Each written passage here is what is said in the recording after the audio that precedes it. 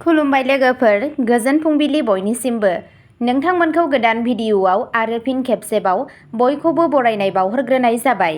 आं दिनै नोंथांमोननि सिगाङाव 16 जुलाइ 2025 मायथाइ एबा 31 आसार दान 1432 मायथाइनि सानसेनि फानजामुथिखौ फरायथिनो लादों। आसा खालामो नोंथांमोनहा भिडिअ'खौ नायना मोजां मोनगोन।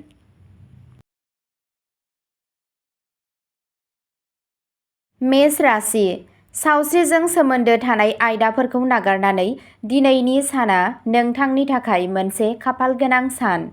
नोंथांनि बिमा आरो नोंथांनि गथ'फोरनि सावस्रियाबो नोंथांखौ एसे जिंगानि जाहोन जानो हागौ। दिनै नोंथांनि जिउ लोगोरिया एसे बांद्राय खर्सा जानो हागौ। माखासे सुथुरफोरा दिनै गादबनो हागौ। बेफोर गासैबो नोंथांखौ जिंगासिहोनो हागौ। नों सांग्रां थानांगौ आरो गावखौ सिरि लाखिनांगौ। खामानि मावथायाव जौगानाया जाथावना। नोंथांनि बिबानफोरा बांगोन आरो राङारि मुलाम्फानि गोदान फुंखाफोर जौगानो हागौ। नोंथांनि दिनैनि खाफालगोनां दिगआ जादों खोला सोनाब। खाफालगोनां अनजिमाया जादों 5 आरो खाफालगोनां गाबआ जादों हाथफ्ला गाब। वृषभ राशि। दिनै नोंथांनि साना खुसिजों बुंफबगोन। समाजाव नोंथांनि मान आरो सन्माना बांगोन। मावख'आव माखासे लोगोफोरनि हेफाजाबजों नोंथांनि मावथांखिया आबुं जागोन। गुबुन हादोराव फरायनो लुबैनाय फरायसाफोरनि थाखाय दिनैनि साना मोजां सान। नोंथाङा फोरोंगिरिफोरनिफ्रायबो फरायनायाव मदद मोनगोन। नोंथाङा सानसे थाजिम मोनगोन। नोंथाङा मोनसे धोरोमारि हाबाफारियाव बाहागो लानो खाबु मोनगोन। खाथिनि मानसिफ्रा नोंथांनिफ्राय माखासे मिजिं थिगोन। फालांगिजों सोमोन्दो गोनां दावबायनाय जानो हागौ। देवी दुर्गानो पारफिउम जासि। नोंथांनि गासैबो लुबैनायफोरा जाफुंगोन। नोंथांनि दिनैनि खाफालगोनां दिगआ जादों सा। खाफालगोनां अनजिमाया जादों 1 आरो खाफालगोनां गाबआ जादों गोजा गाब। मिथुन राशि। दिनै सानफ्रोमबोनि खामानिफोराव खर्सा खालामनाय जागोन। नखरनि सोद्रोमाफोरनि सावस्रिया गाज्रि जानो हागौ।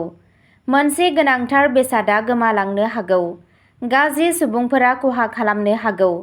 गोनांथार थिरांथाफोरखौ सांग्राङै ला। आयाव रोखा जागोन। नोंथांनि गोसोनि मोनदांथिफोरखौ हमथानानै लाखि। जिउ राहायारि आयदाफोरखौ मोजाङै सुस्रांनो नाजा। रां सौफैनो हागौ। निखावरिफोरनो गोमो जि-जोम दान हो। जेंनायाव गोग्लैनाय सुबुंफोरनि थाखाय सुखुनि खाबु दं। नोंथाङा रां बासायनायाव जाफुंसार जानो हागौ। नोंथांनि दिनैनि खाफालगोनां दिगआ जादों खोला।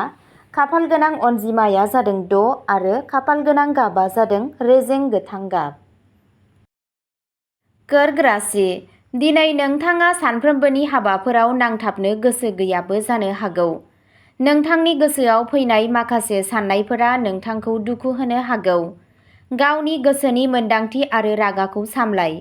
नोंथांनि थुलुंगा आरो गोख्रैथियाव नोंथाङा माबा मोनसे खामानिखौ गुलाय-गुजाय खालामनो हागौ। नोंथाङा मावख'आव गोख्रोंसिन खामानि मावनांनो हागौ। आदारनि बागै नोंथाङा एसे सांग्रां नङा जानो हागौ। सिगांथिं दावगालांनो थाखाय अरायबो नाजाबाय था। नोंथाङा मोनसे खामानिखौ फोजोबनो जेसेबां नाजायो नोंथाङा एसेबांनो जाफुंसार जानो हागोन। बेयो मोजां मोनग्राफोरनि थाखाय मोनसे मोजां सान। नोंथांनि दिनैनि खाफालगोनां दिगआ जादों सोनाब। खाफालगोनां अनजिमाया जादों 4 आरो खाफालगोनां गाबआ जादों फान्थाव गाब। सिंह राशि। नोंथाङा मोनसे हाबिला गोनां बिथांखियाव हाबनो हागौ। जुदि नोंथाङा मोनसे बाहागोआरि एबा गोरोबथायाव हाबनो लुबैयो अब्ला मोजां जौगानाया जाथावना। राजखान्थि एबा समाजारि हाबायाव लोब्बा थानाय सुबुंफोरा मुंदांखा जानायखौ नुनो मोनगोन आरो उफ्रा बिबानफोरबो लानो हागौ। नोंथांनि गेजेराव जायफोरा साख्रिनि सोमोन्दोआव सोलायनाय नागिरदों बिसोरनि थाखाय गोदान खाबुफोरनि गोख्रों जाथावना दं। हेफाजाब होग्रा लोगोफोरा बैयाव थागोन आरो नखराव फालिथायफोर जानो हागौ। मोजां मोनलायनाय सोमोन्दोनि थाखाय बेयो मोनसे मोजां सम। नोंथांनि दिनैनि खाफालगोनां दिगआ जादों खोला। खाफालगोनां अनजिमाया जादों 9 आरो खाफालगोनां गाबआ जादों रेजें गोमो गाब। कन्या राशि। दिनै नोंथांनि साना जोबोद मोजां जागोन। नोंथाङा लामायाव सोरबा खाथि लोगोखौ लोगो हमनो हागौ। नोंथाङा नोंथांनि लोगोखौ लोगो हमखांनायनि उनाव सानसे खुसि थागोन। मावख'आव खामानि मावनाय समाव उन्दै समनि गोसोखांथिया नोंथांनाव फैफिननो हागौ। खामानिनि सायाव नोंथांनि फोथायथियाबो जोबोद गोहोम गोनां जागोन। नोंथांनि बसआ नोंथांजों गोजोनगोन। नोंथाङा हरखाबै बबेनिफ्रायबा माखासे रां मोननो हागौ। नोंथांनि आंगोआ जयै दावबायनायनि बिथांखि लागोन। फालांगियारिफोरा गावसोरनि आयदायाव मोनसे मख'जाथाव जाफुंसारनाय मोननो हागौ। गावनि मोजां मोनसिननाय मोदाइनि खाथियाव खर' गंग्लाय आरो नोंथाङा धोन आरजिगोन। नोंथांनि दिनैनि खाफालगोनां दिगआ जादों सा, खाफालगोनां अनजिमाया जादों 8 आरो खाफालगोनां गाबआ जादों गुफुर गाब। तुला राशि, दिनै नोंथाङा सानखौ मोनसे सानबोलावरि मुलुगाव बारहोगोन। नोंथांनि सोरजिलु गोहोआबो थार लामा मोनगोन। गेवलां आखुआ मानसिफोरखौ दुखु होनो हागौ। खरसानि बागै जिंगाया नोंथांनि गोसोखौ गोजोन गैयै लाखिनो हागौ। नोंथाङा नोंथांनि बिफानि नुजाथिनाय आरो हेफाजाब मोनगोन। नोंनि जिउ लोगोरिजों गोसोनि फारागथिया बांनो हागौ। नोंथांनि दोनथुमनाय धोना बांगोन। मावख'आव रावजोंबो नांलायनायनिफ्राय बारग'नो थाखाय सांग्रां जा। नोंथाङा माखासे हेफाजाबगिरिफोरनिफ्रायबो मदद मोननो हागौ। नखरनि आबहावाया गोजोनै थागोन। नोंथांनि दिनैनि खाफालगोनां दिगआ जादों खोला, खाफालगोनां अनजिमाया जादों 1 आरो खाफालगोनां गाबआ जादों रेजें गोथां गाब। वृश्चिक राशि, नोंथाङा गोख्रोंसिन खामानि मावनांगोन। खामानिनि नारसिनथायाबो बांनो हागौ। गोजाम जेंनाफोरखौ लाबोनायनिफ्राय गोजानाव था। मोजां मोननायखौ फोरमायनो गोसो गैया। गारि सालायनाय समाव सांग्रां जानाया गोनां। साख्रि आरो फालांगिनि बिथिङाव नारसिननाय आरो नाङै खरसानि जाथावनाफोर दं। मावख'नि माखासे सुबुंफोरा नोंथांनि खामानिखौ नोजोर होगोन। नोंथांनि जिउ राहाखौ गोथौवै सान। नोंथांनि खामानियाव सोलायनाय फैनो हागौ। गोदान खामानिनि थाखाय बिथांखि लानाया नोंथांनि गोसोआव सोलिबाय थागोन। नोंनि पार्टनारआ नोंथांनि मोनदांथिफोरखौ मान होगोन। नोंथांनि दिनैनि खाफालगोनां दिगआ जादों साहा, खाफालगोनां अनजिमाया जादों 6 आरो खाफालगोनां गाबआ जादों रेजें गोथां गाब। धनु राशि, दिनै बांद्राय मिजिं दाखालाम आरो जोबोद सांग्रां थानो नाजा। गोख्रै दावगासेयावबो नोंथाङा लासै लासै दावगालांनांगोन आरो मोनसे साजायनाय आदबजों खामानि मावनांगोन। नोंथाङा आब्रुथि गोनां थानांगौ।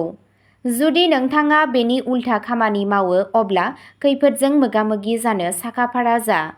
नोंथाङा राङारि आयदाफोराव सांग्रां थानांगौ आरो जायखिजाया गोदान रादाय होनायनि सिगां खेबनै साननांगौ।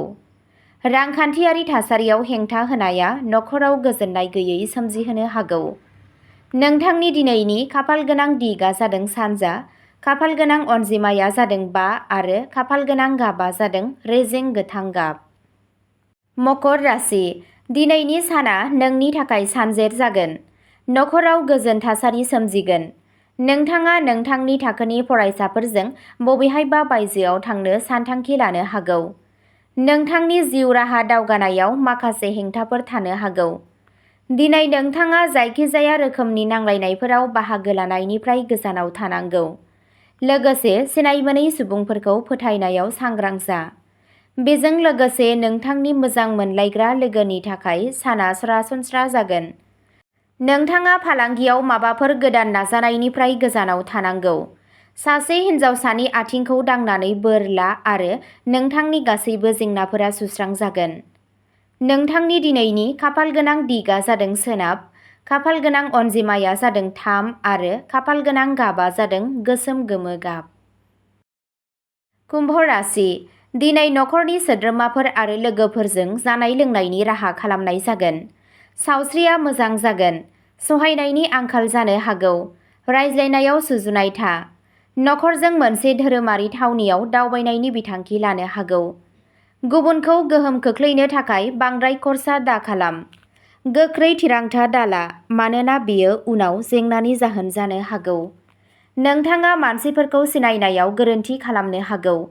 बेंकिंआव थाग्राफोरा दिनै माखासे गोब्राब नाजानायजों गावनि जिउ राहायाव मोनसे गोदान महर मोनगोन। नोंथांनि दिनैनि खाफालगोनां दिगआ जादों साहा, खाफालगोनां अनजिमाया जादों 5 आरो खाफाल गोनां गाबा जादों रुफानि गाब। मीन राशि फालांगियाव एसेल' मुलाम्फा जानो हागौ। दैथायहरनायनि थासारि सोमजिनो हागौ एबा नोंथाङा बेनि सोमोन्दै माखासे खौरां मोननो हागौ। साख्रि आरो फालांगियाव रांनि बाथ्राया जेथो गोनां जानो हागौ। जेंनाया थाबाय थानो हागौ। नोंथाङा माखासे गोनांथार खामानिखौ फोजोबनोबो बावनो हागौ।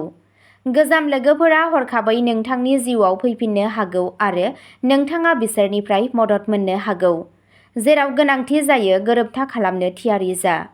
नोंथांनि दिनैनि खाफाल गोनां दिगआ जादों सोनाब, खाफाल गोनां अनजिमाया जादों 1 आरो खाफाल गोनां गाबा जादों गोमो गाब। अब्ला दिनैनि भिडिअ'आ एसेनोसै।